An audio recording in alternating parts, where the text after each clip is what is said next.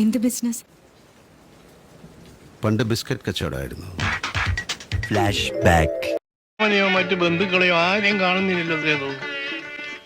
വേണ്ടച്ഛ, എന്റെ ഈ സ്ഥാപനം എന്നും പച്ച പിടിച്ച് കാണണമെന്ന് ആത്മാർത്ഥമായി ആഗ്രഹിക്കുന്ന ഒരാളുണ്ടല്ലോ ഇവിടെ, അച്ഛൻ. അത് മതി, വേറെ ആരും വേണ്ട. രാമകൃഷ്ണ, എല്ലാം റെഡിയല്ലേ? എല്ലാം റെഡിയാണ് സാർ. എന്നാ ശരി അച്ഛൻ.